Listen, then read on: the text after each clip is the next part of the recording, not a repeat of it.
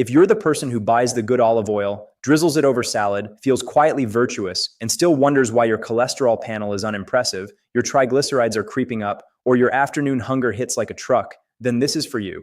A lot of people have been sold a very tidy story. Olive oil is the healthy fat, full stop. And to be honest, that story is only half true. Olive oil is good. In many ways, it's genuinely excellent. But if olive oil is the only healthy fat you're leaning on, you may be missing the one fat that does something olive oil simply cannot do. That matters far more than most people realize. I see this pattern all the time in real life. Someone swaps butter for olive oil, maybe stops fearing fat, maybe even starts eating more salad, and yet they still don't feel as steady, as sharp, or as metabolically protected as they hoped. Why? Because not all healthy fats play the same role in the body. Some mainly replace the bad stuff. Others actually become part of your cells. And the difference between those two jobs is huge. And if you care about simple, evidence-based ways to stay healthy for longer, subscribe to the channel.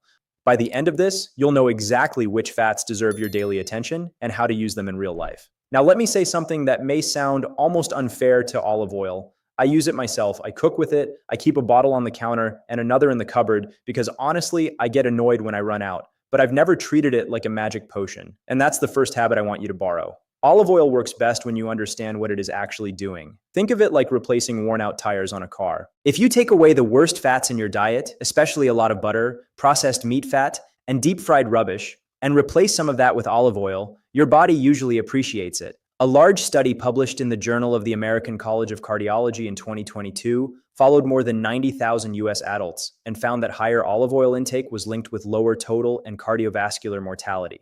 That's meaningful. But here's the thing, the same paper also found no clear mortality advantage when olive oil was compared with other vegetable oils as a group. So olive oil isn't a miracle, it's a very good replacement tool. And in nutrition, replacement matters. What it is replacing matters even more. If tomorrow you swap creamy dressing for extra virgin olive oil, that's sensible. If you simply pour more oil over an already calorie-heavy meal and call it healthy, that's a very different story. In other words, olive oil is helpful, but it is not the whole game. And in a moment, I'm going to show you what is. The fat I would put on the throne, if I had to choose one category, is omega-3 rich fat, especially the kind you get from oily fish, like sardines, salmon, mackerel, trout, and herring. A lot of you will be wondering, hang on, olive oil gets all the headlines, so why would fish fat outrank it? Because olive oil mostly helps by improving the fat environment of your diet. Omega-3 fats do that too, but they also become part of your cell membranes, especially in the heart, the brain, and the eyes. Think of your cells like little tents. The walls of those tents are built partly from fat. Change the type of fat, and you change how flexible those walls are, how signals travel across them, and how inflamed the whole system becomes. That is not a tiny effect. That is foundational biology. Now, I'm not going to overstate the evidence here because nutrition always has a bit of messiness to it, but there is a reason omega-3 fats have held scientific attention for decades. They are not just passive calories. They are structural material. They become part of you. And once you understand that, the whole healthy fat conversation starts to look very different. Keep that in mind, because this next part is where the real difference shows up. One of the best clues came from the PREDIMED trial, published in the New England Journal of Medicine. This was not a tiny study or a flashy internet claim. It looked at people at high cardiovascular risk and compared a Mediterranean diet supplemented with extra virgin olive oil, a Mediterranean diet supplemented with mixed nuts, and a lower fat control diet. Both Mediterranean diet groups had fewer major cardiovascular events, roughly around a 30% reduction compared with the control group. Now, which if you think about it, is actually quite remarkable. But notice what that result really tells us. The benefit did not belong to olive oil alone. Nuts also delivered. That means the winning pattern was not one holy fat. It was a broader shift toward unsaturated fats, whole foods, and better metabolic signaling. And nuts bring something olive oil does not bring in the same way. More fiber, more protein, more minerals, more chewing, more satiety. I notice this in my own routine. If I have roasted vegetables with olive oil, that's nice. If I add a handful of walnuts on the side or build a meal around salmon, I stay full for much longer, my energy stays steadier, and I don't go hunting for biscuits an hour later. Your practical takeaway is simple. Do not ask, should I use olive oil or not? Ask, where are my omega-3 foods? And where are my whole fat foods that do more than just sit on top of the meal? Now, here's something that surprised me when I first dug into this literature years ago. The biggest difference between olive oil and omega-3 rich foods may have less to do with taste and much more to do with inflammation. People hear the word inflammation and think it means something dramatic, like a swollen ankle, but low-grade chronic inflammation is quieter than that. It's more like static in the background of the body. It affects the lining of blood vessels, insulin signaling, recovery, even how stiff or achy you feel. Olive oil, especially extra virgin olive oil, contains polyphenols, and that is one reason it has earned its reputation. I want to be fair about that, but marine omega-3 fats, EPA and DHA, influence the kinds of signaling molecules your body makes from fat. It is a bit like changing the recipe in the kitchen instead of only cleaning the counters. A meta-analysis published in Nutrients in 2021 pooled prospective cohort studies totaling more than 2 million participants and found that fish intake and marine omega-3 intake were associated with lower cardiovascular mortality. No single paper settles everything, of course. Honestly, nutrition never works like that. But when you see consistent signals across large populations, and those signals line up with what we know about cell membranes and triglycerides, you should pay attention. So tomorrow, don't just drizzle oil on food. Build one meal around a real omega-3 source. Tinned sardines on toast, salmon with lentils, trout with potatoes. Something concrete. Something your cells can actually use. And this next one is probably the most overlooked. Olive oil is very easy to overpour. You know that generous glug people do straight from the bottle? That can be 2, 3, even 4 tablespoons before you've blinked. Olive oil is healthy, yes. It is also energy dense, just like every other fat. So if someone tells me they have switched to healthy fats, but their weight is drifting up, their waist is expanding, and they are confused, I usually find a few sneaky liquid calories hiding in plain sight. This is one reason I like whole sources of fat so much. A salmon fillet is self-limiting. A handful of walnuts has edges. An avocado looks like food. Oil can disappear into a pan, a sauce, a salad, a hummus bowl, and suddenly the meal has doubled in energy without changing much in volume. And here's the thing, body fat gain still matters for heart health, liver health, joint pain, and blood sugar. The American Heart Association's current dietary guidance does not tell people to worship one oil. It talks about replacing saturated fats with unsaturated fats and building a pattern that includes fish, nuts, seeds, beans, and liquid plant oils. That balance matters. My daily tip here is very practical. Pour olive oil with a teaspoon or tablespoon for a week, just once, not forever. Learn what your usual amount actually is. Most people are honestly stunned by the answer. And stay with me because the next mistake people make is even more common. A lot of people treat healthy fats like decorations. A drizzle here, a sprinkle there, maybe some chia on yogurt once a week, and then they assume they have covered the whole topic. But your body responds much better to patterns than gestures.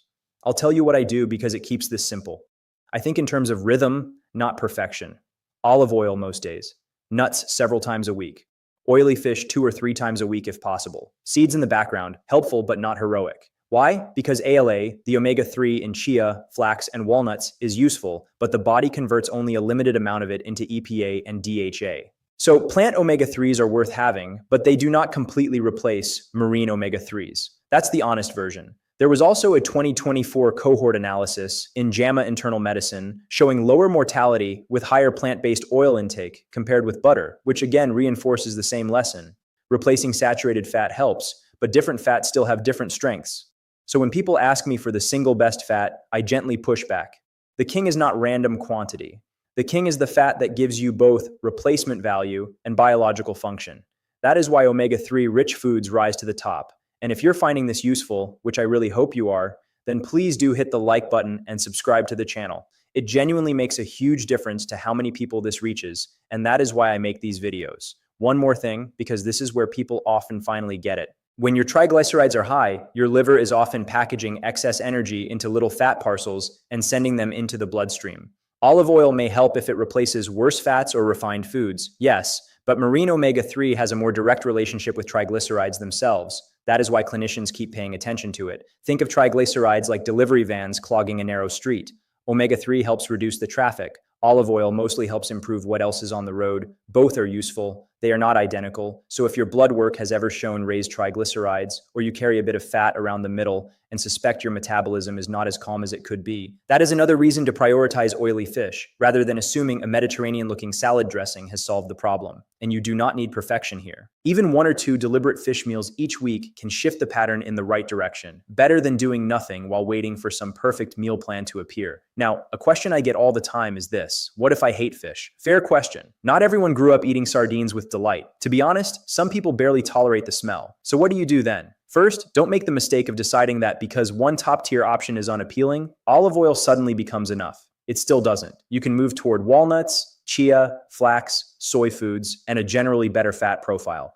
And that is absolutely worthwhile. But you should understand the trade-off. Plant omega-3 is supportive. Marine omega-3 is more direct. It already comes as EPA and DHA, ready to slot into the body's machinery. That's the difference between giving someone bricks and giving them a partly built wall. Both help. One gets the job done faster. If fish is a texture issue, try different forms. A lot of people who dislike fillets are perfectly happy with salmon fish cakes, smoked mackerel stirred into a salad, or a simple tuna and bean bowl, though tuna is not as rich in omega-3 as salmon or sardines. If it is a cost issue, go tinned. Tinned sardines and salmon are nutritional bargains. If it is convenience, keep them in the cupboard. The practical tip is to remove friction. Healthy eating usually fails where effort gets too high. Right then, let's go one layer deeper, because there is another reason olive oil alone falls short. Healthy aging is not only about lowering one blood test, it is about preserving function, brain function, muscle function, blood vessel function, vision, recovery, mood. Now, olive oil can absolutely fit into a pattern that supports those things, and I do not want this to become a silly food war. But DHA, one of the main marine omega-3 fats, is especially concentrated in the brain and the retina. That gives omega-3 rich foods a special status that olive oil does not share. Ask yourself this: if a nutrient literally becomes part of the tissues you most want to protect as you age, shouldn't that nutrient get more attention? I think it should. And honestly, most people are not deficient in olive oil. They are deficient in variety and in strategic choices. They have the drizzle, but not the fish. They have the dressing, but not the walnuts. They have the health halo, but not the biological coverage. I've had many conversations with people who thought they were eating brilliantly because every vegetable was slick with extra virgin olive oil, yet they had almost no seafood, very few nuts, and no consistent sources of omega-3 at all. That is like polishing the outside of the house while ignoring the beams inside. So here's a simple habit. Pick 2 anchor meals each week that center on omega-3 rich foods, and keep them boringly repeatable. Monday, sardines on sourdough. Thursday, baked salmon with frozen vegetables. You do not need culinary theater. You need consistency. Now, a lot of you will be wondering about seed oils, because this debate has become strangely emotional online. People want a villain. They want one bottle to fear and one bottle to worship. Real life is usually less dramatic than that. I'm not going to pretend every processed food made with cheap oils is wonderful. It isn't. But the strongest nutrition evidence keeps bringing us back to replacements, food patterns, and the degree of processing, not superstition. The BMJ published a review on dietary fatty acids and mortality that pointed toward benefits when linoleic acid, a major omega-6 fat, replaced saturated fat or refined carbohydrate. So the body does not reward fear, it rewards context. Olive oil is good, nuts are good, seeds are good. Fish is especially powerful. Deep-fried junk made with any oil is still junk. You know,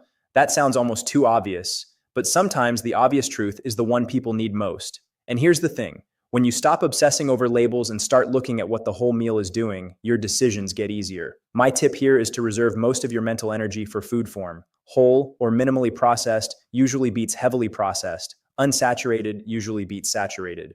Omega-3 rich foods deserve priority. Once you understand that hierarchy, the noise starts to fade.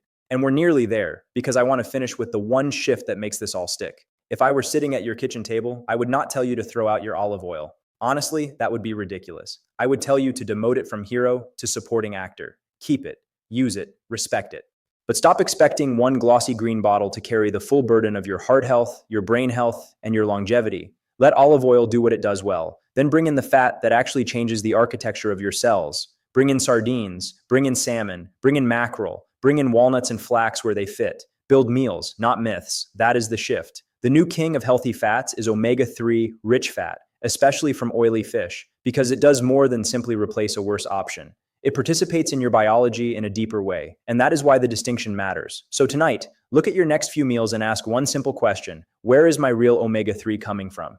If the answer is nowhere, you now know exactly what to change. Thank you for watching. If this helped you, please like, subscribe, and share it with someone who still thinks olive oil alone is the answer. Take care, and I'll see you in the next one.